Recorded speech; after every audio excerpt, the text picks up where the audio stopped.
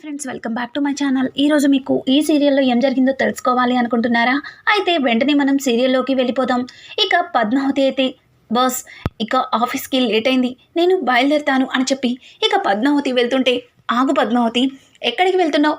నేను కూడా ఆఫీస్కే కదా, నేను నిన్ను డ్రాప్ చేస్తాను అని అంటుంటే, బాస్ నేను నా గరుడని తీసుకుని వచ్చాను, మరి దాన్ని ఎక్కడ పెట్టమంటారు అని అడగడంతో, ఏంటి గరుడనా?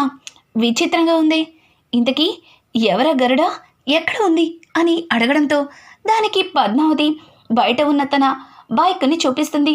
అది చూసి ఇక సుగుణ అయితే గట్టిగా నవ్వుతుంది. ఏంటి దాని పేరు గరుడనా, భలే ఉందే అని విచిత్రంగా పెట్టావు పేరు అని అడగడంతో, దానికి పద్మావతి, మేడం నా గరుడని చూసి అంత వెటకారంగా నవ్వకండి, దానికి కోపం వస్తుండది, అది చూశారు ఎలా చూస్తుందో, అసలు దానికి నాకు ఎంతో అనుబంధం ఉంది అని చెప్పి ఇక గరుడ కోసం పద్మావతి చెబుతూ ఉంటే, దానికి యశోధరైతే, పద్మావతి ఇక ఇక్కడే కబుర్లు చెప్పుకుంటూ ఉండిపోతావా, ఆఫీస్కి వచ్చేదేమైనా ఉందా అని అడగడంతో, సారీ బాస్, ఇప్పుడే ఆఫీస్కి బయలుదేరుతాను అని చెప్పి ఇక పద్మావతి బయలుదేరుతుంటే, యశోధర్, పద్మావతి ఆ గరుడని నేను ఆఫీస్కి రప్పిస్తాలే, నాతో పాటు నువ్వు కారులో వచ్చేసాయి అని చెప్పడంతో, అది నేను చెప్తున్నాను కదా, ఇప్పటికే ఆఫీస్కి చాలా టైం అయింది, ఇక బయలుదేరదామా అని అడగడంతో, ఇక పద్మావతి అయితే గరుడకి, సారీ గరుడ, ఆఫీస్కి బాగా లేట్ అయి ఉండాది, ఇప్పుడు నీతో పెట్టుకుంటే ఆఫీస్కి లంచ్ టైంకి వెళ్ళవలసి వస్తుంది, నువ్వు ఈ ఒక్కసారికి నన్ను క్షమించేసే అని చెప్పి పద్మావతి ఇక కారెక్కి కూర్చుంటుంది. ఇంకా యశోధర్ పద్మావతిని తీసుకుని బయలుదేరుతూ ఉంటాడు. ఇంకా పద్మావతి అయితే యశోధర్తో మాట్లాడుతూ, బాస్ నిజంగా మేడం చాలా మంచివారు, మేడంని చూస్తుంటే నా దగ్గర వాళ్ళతో ఉన్నట్టుగా అనిపిస్తుంది, మేడం అభిమానం ఆప్యాయత నా మనసుకి ఈరోజు చాలా సంతోషాన్ని ఇచ్చింది అని చెప్పి పద్మావతి ఇక లొడలొడ ఏదో ఒకటి మాట్లాడుతూనే ఉంటుంది. పద్మావతి అలా మాట్లాడుతుంటే యశోధర్ పద్మావతిని చూస్తూ, పద్మావతి నువ్వలా మాట్లాడుతుంటే ఎంత బాగుందో తెలుసా అని చెప్పి ఇక యశోధర్ పద్మావతిని పొగడేస్తాడు. పద్మావతి వెంటనే, మీరే కాదు మా ఇంట్లో ఉన్నవాళ్ళు కూడా అలాగే అంటారు, ఆ టెంపరోడు అని చెప్పి మళ్ళీ సైలెంట్ అయిపోతుంది. ఏంటి టెంపరోడా, ఎవరు అని అడగడంతో, అదేం లేదులే బాస్, మీరు ఎదురు చూడండి, అసలే నాకు కార్ ఫాస్ట్గా తీసుకెళ్తే భయం అని చెప్పి పద్మావతి ఇక టాపిక్ని డైవర్ట్ చేస్తుంది.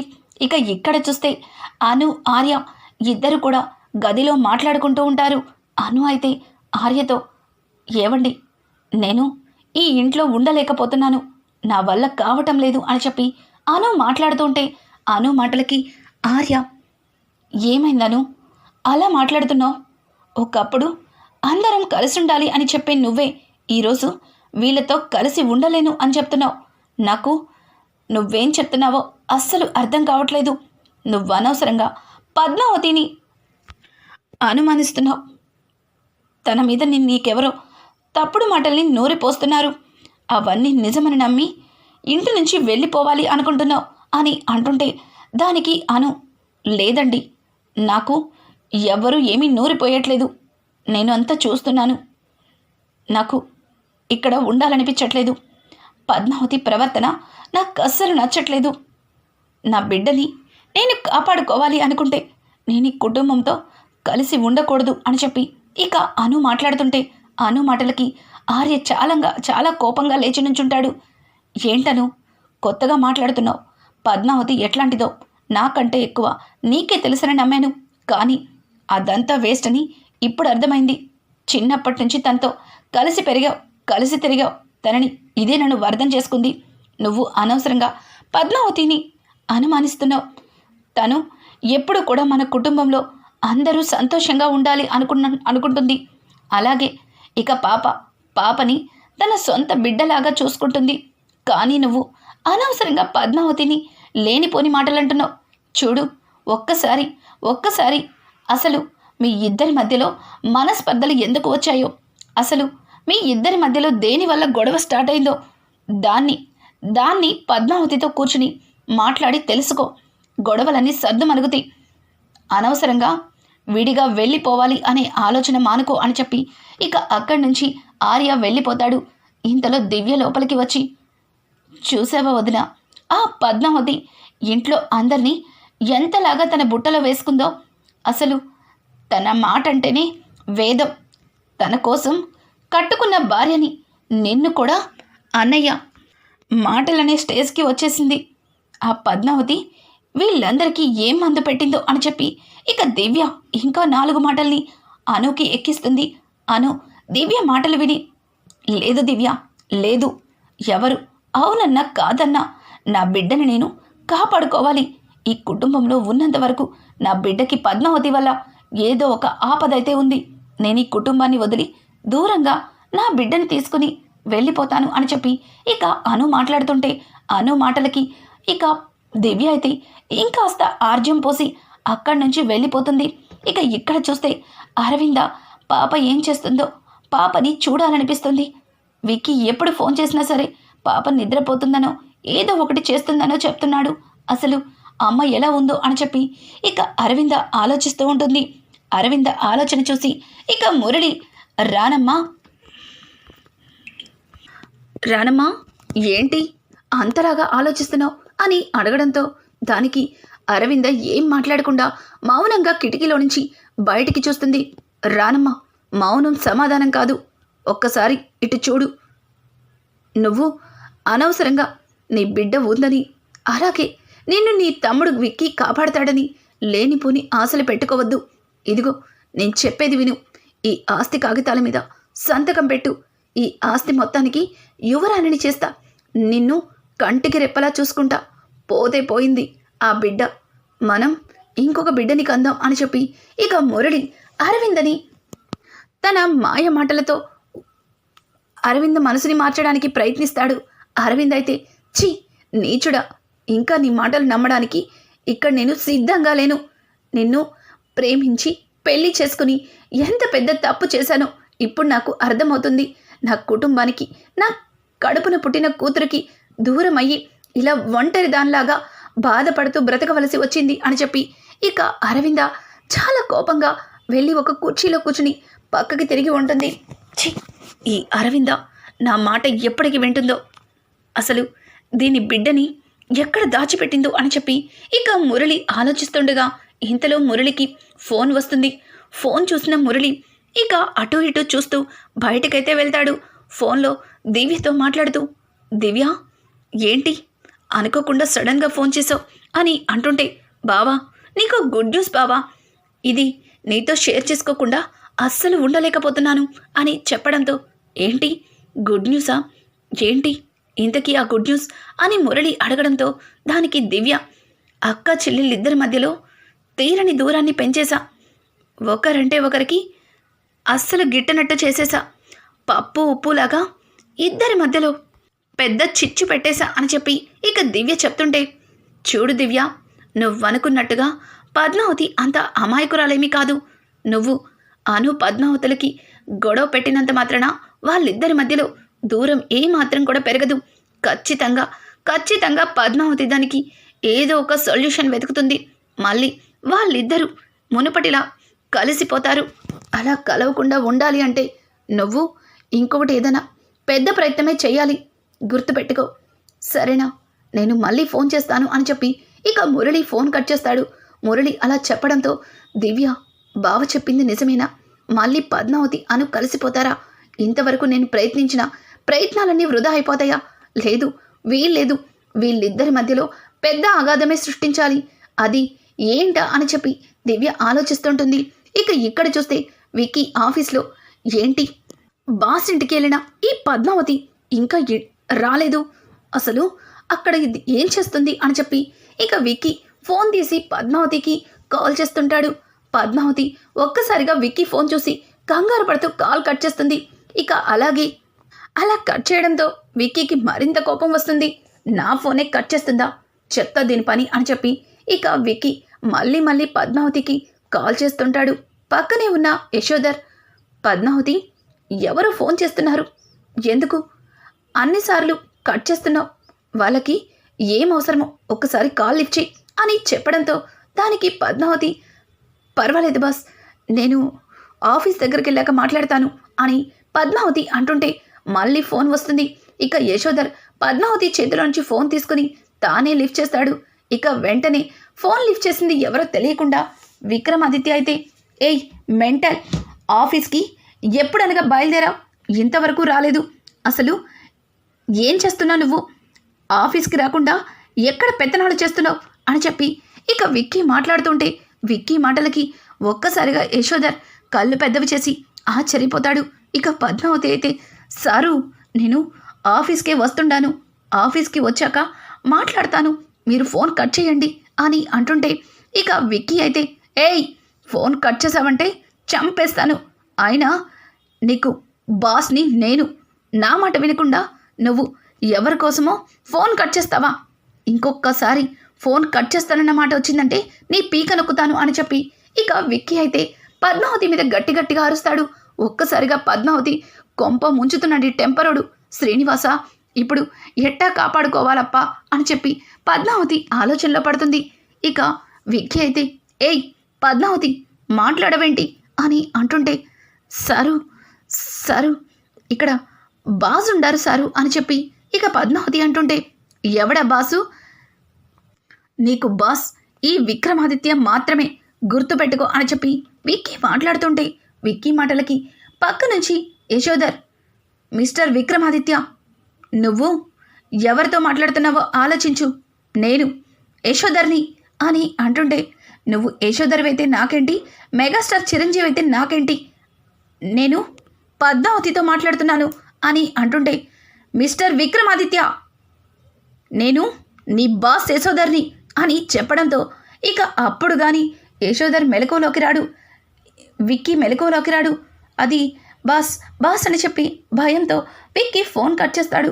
ఇక పద్మావతితో యశోధర్, ఏంటి పద్మావతి, ఈ విక్రమాదిత్య రాను చాలా రెచ్చిపోతున్నాడు, నిన్న కూడా మోడల్తో చాలా అంటే చాలా ఓవర్ చేశాడు, ఇప్పుడు నీకు ఫోన్ చేసి నీకే బాస్ అంటూ మాట్లాడుతున్నాడు, చెప్తా ఈ విక్రమాదిత్య పని చెప్తా అని చెప్పి ఇక యశోధర్ చాలా సీరియస్గా మొహం పెట్టి కార్ డ్రైవ్ చేస్తూ ఉన్నట్టుండి, అవును పద్మావతి, ఆ విక్రమాదిత్యకి నీకు చాలా పరిచయం ఉన్నట్టుగా అంతలా మాట్లాడుతున్నాడేంటి విక్కీ, మీ ఇద్దరికి ఈ ఆఫీస్కి రాకముందు పరిచయం ఉందా, మీ ఇద్దరి మధ్యలో ఏమైనా గొడవలున్నాయా, పర్వాలేదు నేను అర్థం చేసుకుంటాను చెప్పు అని అడగడంతో దానికి పద్మావతి, ఎబ్బే అదేం లేదు బాస్, నేను ఎవరితో అన్నా ఇట్టే కలిసిపోతానని మీకు కూడా తెలుసు కదా, అలాగే మీతో కూడా కలిసిపోయాను కదా అని అంటుంటే, అవును నిజమే, నువ్వెవరితో అన్నా ఇట్టే కలిసిపోతావు, అయితే అంత చనువుగా అలా మాట్లాడతాడా ఆ విక్రమాదిత్య, ఇప్పుడే చెప్తాను విక్రమాదిత్య పని అని చెప్పి ఇక చాలా ఫాస్ట్గా ఆఫీస్ దగ్గర కార్ ఆపుతాడు. పద్మావతి అయితే యశోధర్ దిగకముందే గబగబా కార్ డోర్ ఓపెన్ చేసి ఆఫీస్ లోపలికి పరుగులు తీస్తుంది. యశోధర్కి ఏమీ అర్థం కాదు, ఇదేంటి పద్మావతి ఇలా వెళ్ళిపోతుంది అని చెప్పి అలానే చూస్తుంటాడు. ఇక పద్మావతి లోపలికి వెళ్ళడంతో విక్కీ కళ్ళతో సైగ చేస్తాడు. కళ్ళతో సైగ చేయడంతో పద్మావతి విక్కీ చేయి పట్టుకుని అక్కడే పక్కన ఉన్న క్యాంటీన్లోకి తీసుకెళ్తుంది. ఇదంతా చూసిన మూర్తి, ఏంటి వీళ్ళిద్దరూ మొదటి నుంచి కూడా ఏదో తేడాగా ఉన్నారు, వీళ్ళిద్దరి మధ్యలో ఏదో ఉంది, దగ్గర ఉంటే నిప్పు పప్పులాగా ఒకేసారి పేలుతుంటారు, కానీ ఇద్దరు చాలా క్లోజ్గా మాట్లాడుకుంటారు, వీళ్ళని చూస్తుంటే నాకెందుకో అనుమానంగా ఉందని చెప్పి మూర్తి అంటుండగానే యశోధర్, మూర్తి గారు ఆ విక్రమాదిత్యాన్ని ఒక్కసారి నా క్యాబిన్లోకి రమ్మని చెప్పండి అని చెప్పి ఇక యశోధర్ తన క్యాబిన్లోకి అయితే వెళ్ళిపోతాడు. క్యాంటీన్లో పద్మావతి విక్రమాదిత్యతో, మీకేమైనా మెంటలా, అసలు మీరేం చేస్తున్నారో మీకేమైనా అర్థమవుతుందా అని అంటుంటే దానికి విక్కీ అయితే, నాకు కాదు మెంటల్, నీకే తిక్క, ఎక్కడికైనా వెళ్ళేటప్పుడు చెప్పి వెళ్ళాలన్న సంగతి నీకు తెలీదా, ఆ ఆఫీస్లో ఆ గాయత్రికి చెప్పి నాకు చెప్పకుండా ఉంటావా, నాకంటే నీకు అదే ఇంపార్టెంట్ అయిపోయిందా, అయినా ఇంతవరకు బాస్ కొంపలో ఏం చేసావు అని చెప్పి ఇక విక్కీ అయితే చాలా కోపంగా పద్మావతిని అడుగుతాడు. దానికి పద్మావతి, ఆ రోజు బారసాల రోజు ఒక ఆవిడ్ని కాపాడానని చెప్పాను కదా, ఆవిడ ఎవరో కాదు, బాస్ వాళ్ళ మదరే. ఆవిడ ఎప్పటి నుంచో నన్ను కలవాలని బాస్ చెప్తే ఒక్కసారి కలిసి వద్దామని వెళ్ళాను. ఇంతలోనే పెంట పెంట చేసేశారు. ఇప్పుడు బాస్ మిమ్మల్ని పిలిచి ఏమడుగుతారో ఏంటో నాకెందుకో కంగారుగా ఉంది. ఆయనకి మనిద్దరి మీద అనుమానం వచ్చేసినట్టుంది అని చెప్పి పద్మావతి కంగారు పడుతుండగా ఇంతలో మూర్తి వచ్చి వెనక నుంచుంటారు. ఏంటి, మీ ఇద్దరి గురించి తెలిసిపోయిందా? ఏంటది అని మూర్తి ఆశ్చర్యంగా అడిగితే, ఏముంది, మేమిద్దరం ఫ్రెండ్స్ అని చెప్పి మళ్ళీ కవర్ చేస్తుంది పద్మావతి. అయితే ఇంతకీ మూర్తి గారు మీరేంటొచ్చారు అని అడగడంతో, అమ్మ పద్మావతి, బాస్ విక్రమాదిత్యాన్ని పిలుస్తున్నాడు అని అంటుంటే విక్కీ, ఆయన పిలిచింది నన్ను కదా, నువ్వు పద్మావతికి చెప్తున్నావేంటి? నీకు కూడా బ్రెయిన్ పనిచేయట్లేదా అని చెప్పి విక్కీ మూర్తిని అరిచి అక్కడి నుంచి ఇక ఆఫీస్ క్యాబిన్లోకి వెళ్తాడు. మూర్తికి ఏమీ అర్థం కాక పద్మావతి వైపు చూస్తూ, ఏంటమ్మా ఇతను ఇంత విచిత్రంగా ఉన్నాడు అని అంటుంటే, అందుకే కదా ఈ టెంపరర్తో ఎలా పడాలా శ్రీనివాస అని చెప్పి ప్రతిరోజు ఆ దేవుణ్ణి మొక్కుకునేది అని చెప్పి పద్మావతి అక్కడి నుంచి తన క్యాబిన్లోకి వెళ్తుంది. ఇక యశోధర్ అయితే విక్రమాదిత్యతో, మిస్టర్ విక్రమాదిత్య, నువ్వు లేడీస్తో అలాగేనా మాట్లాడేది అని అంటుంటే, దానికి విక్రమాదిత్య, ఇంకెలా మాట్లాడాలి బాస్, మీరే చెప్పండి, నేర్చుకుంటాను అని కాస్త పొగరుగా మాట్లాడతాడు. చూడు విక్రమాదిత్య, నిన్న నువ్వు ఆఫీస్లో చేసిన గొడవకి ఈ పాటికి నీకు రిజైన్ లెటర్ ఇచ్చి ఆఫీస్ బయట నుంచో పెట్టేవాణ్ణి. కానీ నీ టాలెంట్ని గుర్తించి ఇక్కడ ఉంచాను. కానీ నువ్వు ప్రతిసారి పద్మావతిని ఇష్టం వచ్చినట్లు మాట్లాడుతున్నావు. పద్మావతి ఏమి నీ భార్య కాదు, నువ్వు తన కింద అసిస్టెంట్వి, అది మర్చిపోకు. ఇదే నీకు లాస్ట్ వార్నింగ్ అని చెప్పి యశోధర్ ఇక విక్రమాదిత్యకి వార్నింగ్ ఇచ్చి అక్కడి నుంచి వెళ్ళిపోమంటాడు. విక్కీ, వీడు నాకు వార్నింగ్ ఇస్తాడా? అది కూడా ఆ పద్మావతి కింద నన్ను అసిస్టెంట్ అంటాడా? అసలు అని చెప్పి ఇక విక్కీ తన మనసులో చాలా కోపంగా అనుకుంటూ ఇద్దరు కూడా ఆఫీస్ టైం అయిపోయిన తర్వాత ఇంటికైతే వెళ్ళిపోతారు. ఇంతలో దివ్య పద్మావతులు ఇద్దరి మధ్యలో మరింత దూరాన్ని పెంచడం కోసం ఇక పాపకి పట్టే పాల సీసాలో మందుని కలుపుతుంది. ఆ మందు పద్మావతిని కలిపినట్టుగా క్రియేట్ చేస్తుంది. ఇక పద్మావతి పాప ఏడుస్తుంటే తెలియక దివ్య కలిపిన మందు కలిపిన పాల బాటిల్ని తీసుకెళ్ళి ఇక పాపకి తాగించడానికి ప్రయత్నిస్తుంది. ఇంతలో ఆ పాల సీసా కింద పడిపోతుంది. కింద పడిపోవడంతో, అయ్యయ్యో, పాలన్నీ నేలపాలైపోయాయి.